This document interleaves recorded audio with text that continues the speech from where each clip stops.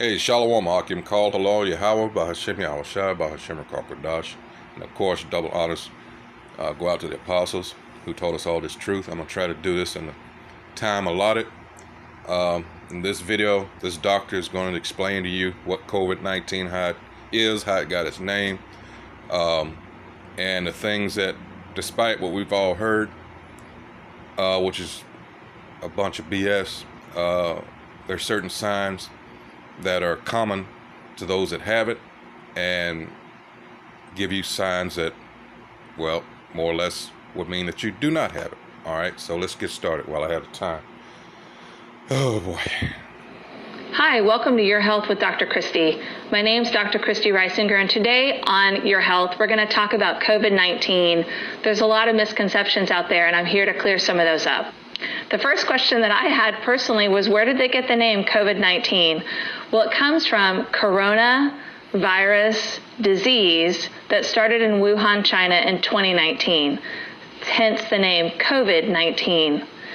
As we all know by now, the disease started in Wuhan, China, in a seafood market that sold live animals, and somehow it jumped from the live animal to the person, which is relatively common. We see that with other viruses as well.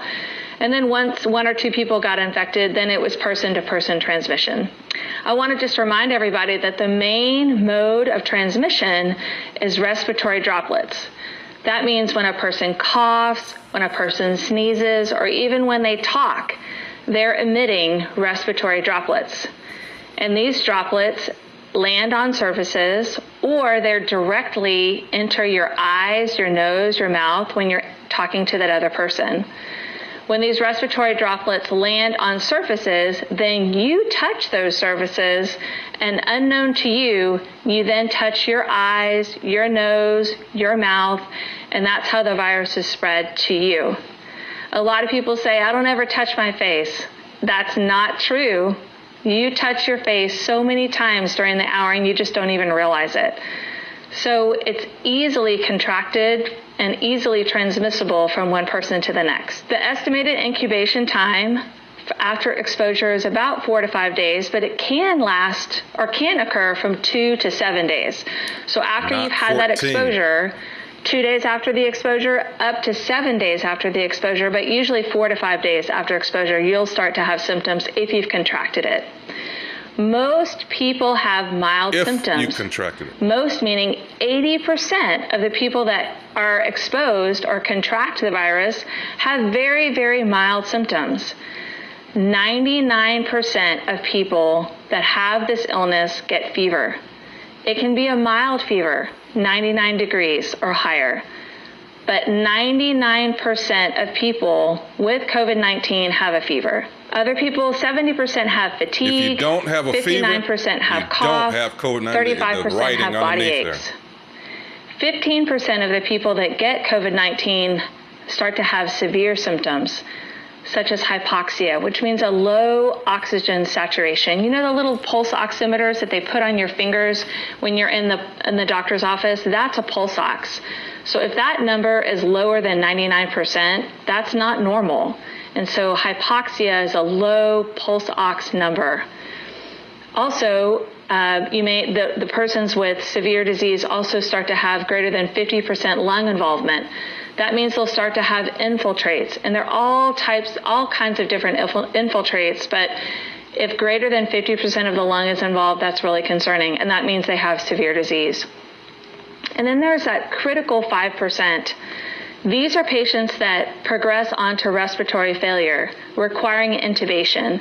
Intubation is when you're connected to mechanical ventilation. A tube is placed down your throat, you're sedated, and you're connected to a life support machine. It's really a big deal.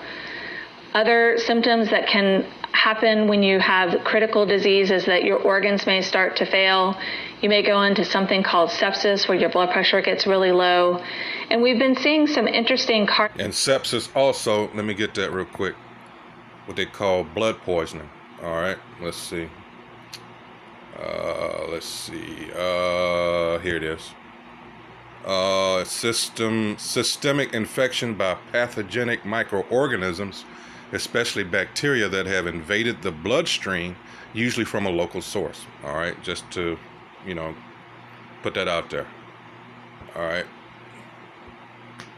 Cardiovascular deaths related possibly to viral dilated cardiomyopathy, which is when the... All right, I'll of course put the link to this, and you can watch it in its entirety.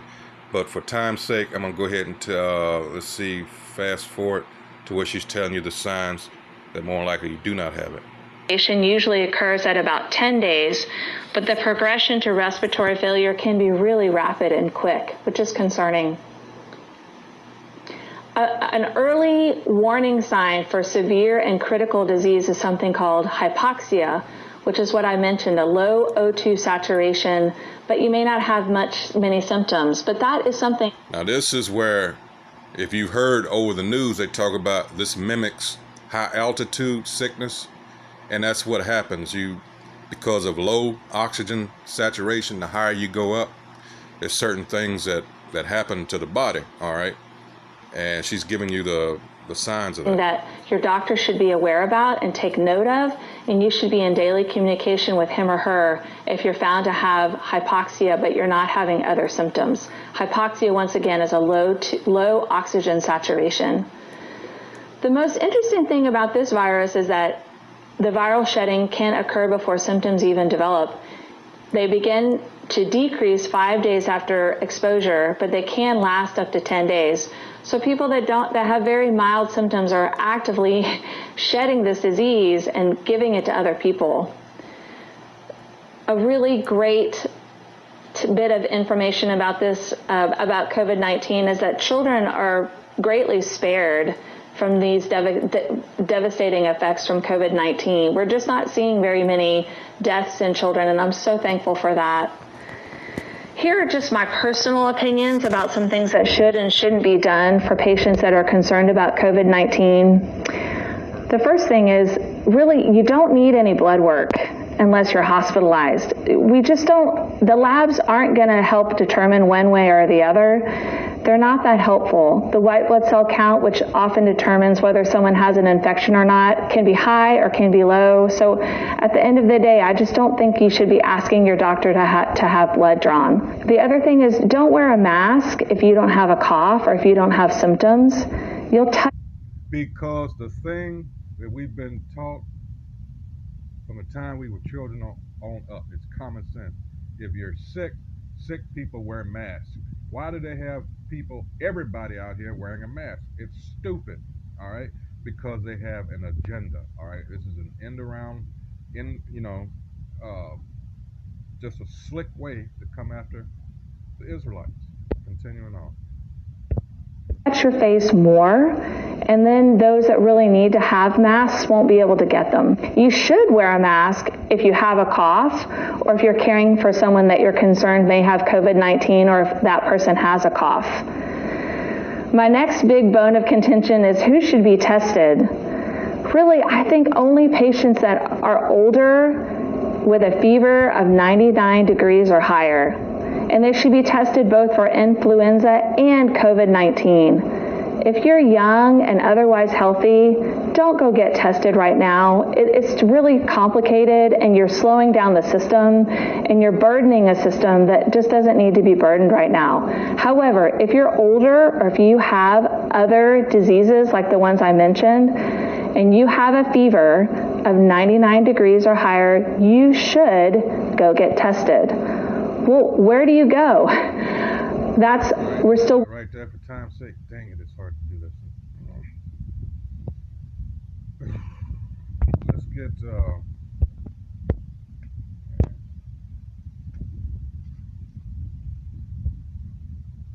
Let's get Psalms 64 and 8. So they shall make their own tongue to fall upon themselves. All that see them shall fly away. All right. Let's go to Psalms 5 and 6. It says, thou shalt destroy them that speak leasing. The Most High Yahweh will abhor the bloody, all right, and deceitful man which he saw. Yeah. That word leasing there, Strong's 8:3577 is kazab.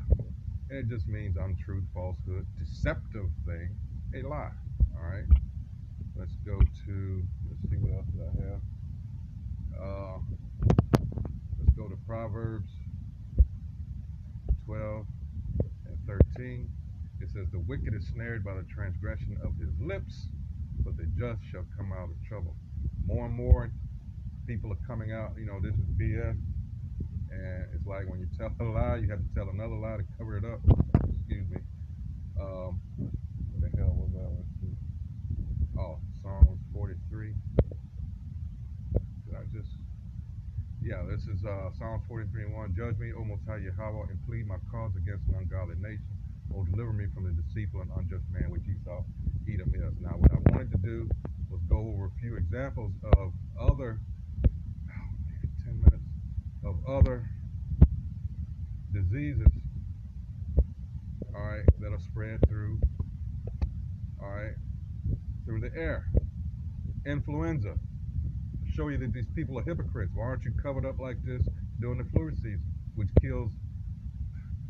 I mean, we had a big flu outbreak in 2018, January.